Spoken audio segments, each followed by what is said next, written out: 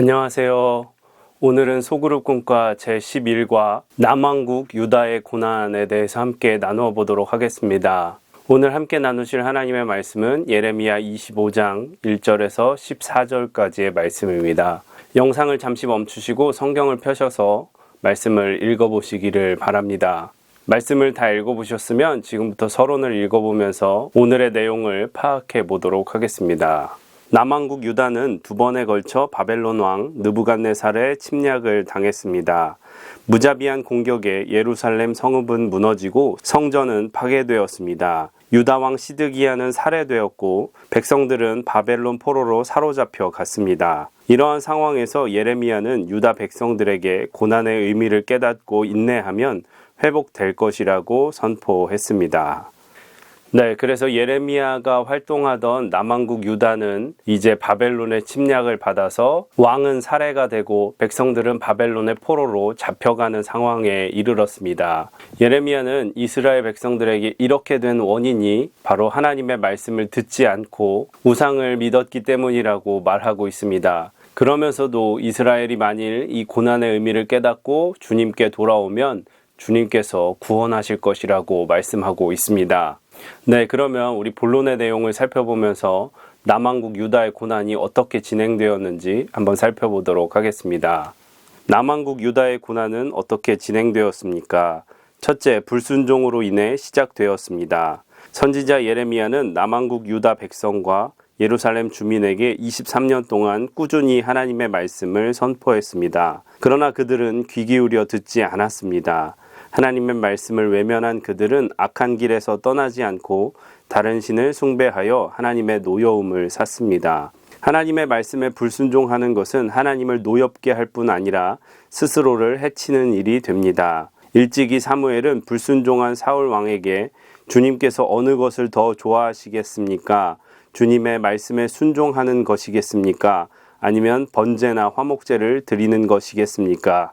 잘 들으십시오. 순종이 제사보다 낫고 말씀을 따르는 것이 수장의 기름보다 낫습니다. 라고 말했습니다. 하나님은 무엇보다 말씀에 순종하는 것을 기뻐하십니다. 고난은 불순종으로 시작됨을 알아야 합니다.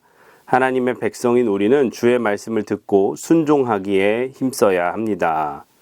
그래서 남왕국 유다가 바벨론을 통해서 고난을 받고 또 멸망할 수밖에 없었던 이유는 하나님께서 예레미야와 다른 선지자를 통해서 그들이 죄에서 돌이키고 하나님께 돌아오기를 바란다고 계속 말씀하셨지만 그들이 듣지 않았다고 말씀하고 계십니다. 우리도 하나님의 백성으로서 하나님의 말씀을 청종하지 않고 내 욕심대로 내 욕망대로 살아간다면 하나님의 노여움을 살 뿐만 아니라 그로 인해 우리가 고난에 빠질 수 있다는 것을 기억하시기를 바랍니다.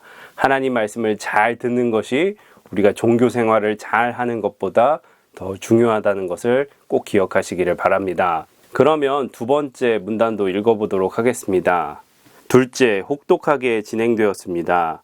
하나님은 북쪽의 모든 종족과 바벨론의 왕 느부갓네살을 사용해 순종하지 않은 땅과 주민뿐 아니라 주변 나라들까지 치겠다고 말씀하셨습니다. 완전히 망하게 하여 기뻐하는 소리와 즐거워하는 신랑 신부의 소리, 맷돌 소리와 등불의 빛까지 모두 사라지게 하겠다고 하셨습니다.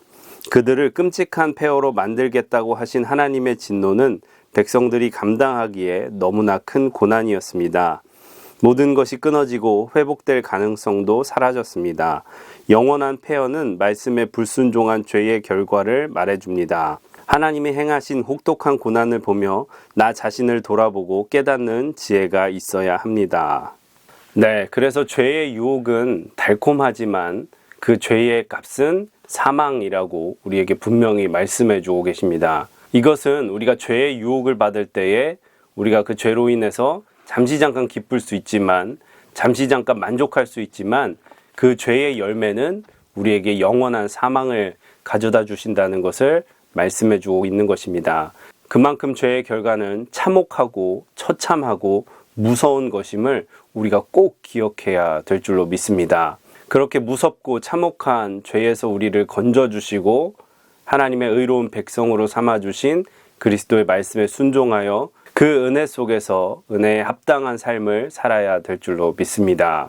네, 그러면 계속해서 세 번째 문단도 읽어보겠습니다. 셋째, 정해진 기한이 있었습니다.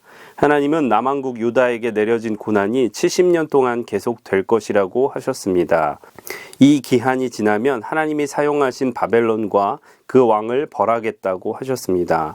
남왕국 유다에게 내려졌던 것과 똑같이 심판하고 그 땅을 폐허로 만들겠다고 하셨습니다. 바벨론 사람들도 결국에는 여러 나라와 큰 왕들을 섬겨야 할 것이라고 하셨습니다. 여기서 우리는 자기 백성을 향한 하나님의 사랑을 깨닫게 됩니다. 이는 자녀에게 사용한 회초리를 부러뜨리는 것과 같습니다.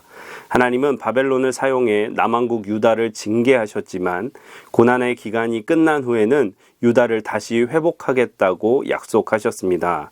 고난의 기한을 정하신 것은 하나님의 은혜이고 사랑입니다. 우리는 고난 중에도 사랑하시는 하나님의 마음을 알고 인내해야 합니다. 네, 그래서 남왕국 유다는 그들의 죄로 인해서 바벨론에게 멸망당하고 그것은 하나님의 큰 징계였지만 그러나 그 징계에는 분명한 기간이 있었음을 말씀해 주고 계십니다.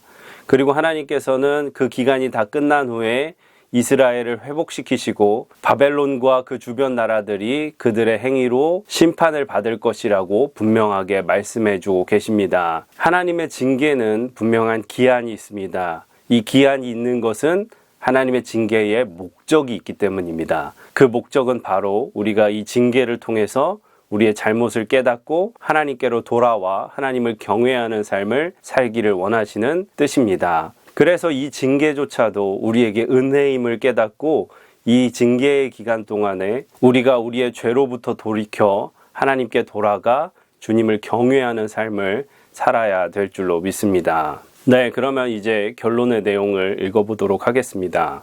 하나님의 말씀을 듣지 않거나 순종하지 않으면 하나님의 징계를 자초하게 됩니다. 불순종에 대한 하나님의 징계는 엄격하고 때로는 혹독하기까지 합니다. 그러나 고난에는 기한이 있습니다. 그 힘든 기한이 지나면 하나님은 자기 백성을 품으시고 위로하십니다. 곧 우리가 겪은 고난은 깨닫고 돌아오라는 하나님의 사랑입니다. 네, 이렇게 해서 소그룹 공과 제11과 남왕국 유다의 고난에 대해서 함께 나누어 보았고요. 묵상 질문과 삶에 적용하기를 천천히 읽어보시기를 바랍니다.